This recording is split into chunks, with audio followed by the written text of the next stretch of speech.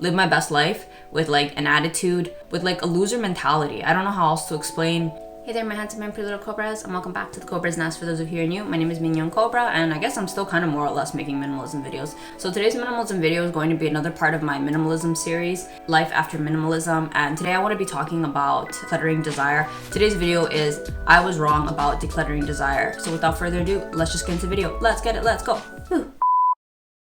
I'm making this video because I've had a lot of people reach out because one of the videos that I made, I think about 2 years ago, back in 2020, it was like 8 tips on how to get rid of desire, for like material stuff. Like obviously not for, the lovemaking type, the desire for like material possessions. And in that video I gave 8 tips. I'm not even quite sure what the 8 tips were. I had to go back and rewatch it, but a lot of people are saying that this helped them a lot. And I'm glad, honestly, I'm glad. If that's the stage that people are at in their minimalism, I'm glad that that could help. But I think that as I kept getting more comments recently, of people saying like this is like they're struggling with wanting this, wanting that, and I got to a point and I was talking with a subscriber, and if I find it, I'll screenshot it here. I'd like to say that I think that I was wrong about decluttering desire, and I'm gonna kind of explain it. There are no particular tips or points in this video, but I just wanted to come from the heart to say that I think that upon reflection, since that video, it's been 2 years, I think I was wrong. And the first thing that I want to say is that I got really depressed when I got rid of human desire. And it's something that I realized as I looked more into toxic minimalism.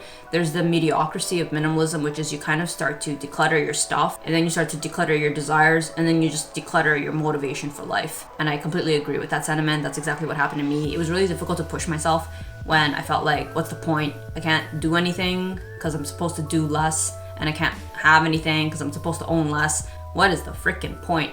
It was the mindset, it was the attitude. I definitely felt very unmotivated. I didn't feel very happy living life. It almost seemed like I was like trying to like live my best life with like an attitude, with like a loser mentality. I don't know how else to explain how I felt. I felt like I had a defeatist attitude. I just really felt like, what is the point? I just had a lot of cognitive dissonance, and I just felt like I need to make a video addressing that. I do think that as I reflected upon it, I might have been wrong about that. And if that still works for somebody, decluttering the want for new things, for things in your life, that really does suit you. I think that's really good. It suited me definitely when I first got out of my, shopping addiction, but I think it went really deep into other issues like motivation and drive and just general hope for life. So that's why I wanted to get on here, and I just kind of wanted to say that I actually think it's okay to have human desire and to want things and to strive for things. I think that there just needs to be moderation. Maybe that's what I was lacking. I think I went from 2 extremes. I went from wanting too much to maybe wanting nothing, when there's a middle road. And that is a Zen principle that I definitely stand by. It's the middle road. You don't have to be, it's not healthy to live in the extremes, and that has definitely freed me. And the reason that I thought about this was because the subscriber was talking about, and I find that this is a common trope. I'm not sure what it is about cars, but a lot of people feel a lot of cognitive dissonance. They want to be minimalist, but they feel like wanting a new car, maybe like a fancier car, maybe a more luxurious car, is not in line with their minimalism. And I can completely understand that. A lot of minimalists almost kind of use it like a brag that like, I don't even have a car, I don't even want a car, I don't even want X and Y car. And it's almost like that's a minimalism standard. And maybe I've been part of that too. I've definitely mentioned in videos that I'm quite happy to not have a car.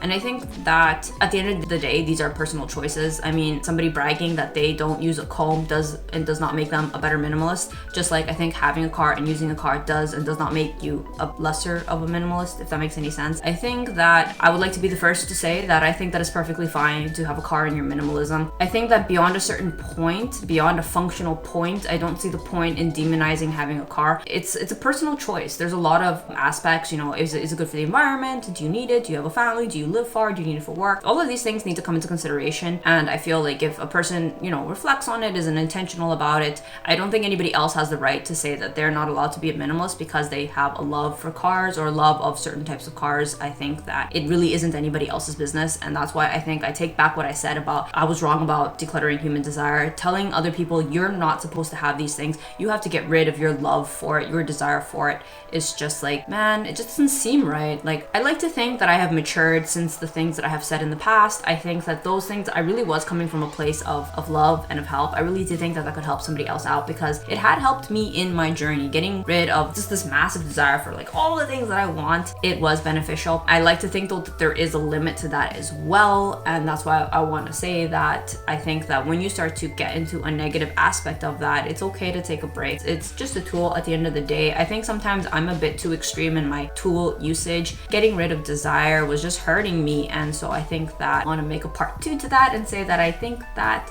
I might have been wrong. I don't actually agree with decluttering human desire. I think it's much better to manage human desire. I think it's much better to kind of reflect on yourself and figure out what is important and what is not important. And it's okay if something that's important to you is frivolous. That's another thing I wanted to mention. I think that we think that we need to declutter human desire if it's about something that's frivolous, something that's superficial. And that's truly up to the individual. If you really feel like that's part of your journey, so be it. That was part of my journey. I thought I had to get rid of superficial things in order to live my best life. I have come to a place now where I think that I'm okay. I've made my peace with superficial stuff, making me happy. I think at the end of the day, since we all die, it's okay to like nice things. At least for myself, the conclusion that I have come to 2 years later, I think that I'm cool. I'm cool with liking superficial stuff. I'm cool with liking luxurious stuff. If it's within my means, it's not hurting me and it's not hurting anybody else, I don't see why not. I think that if we are intentional and we are responsible, then you have done your due diligence. I hope that this helped anybody out. I just wanted to put that out there. Comment down below if you agree or disagree. I would love to read it, and I think everybody else reading the comment section would as well too.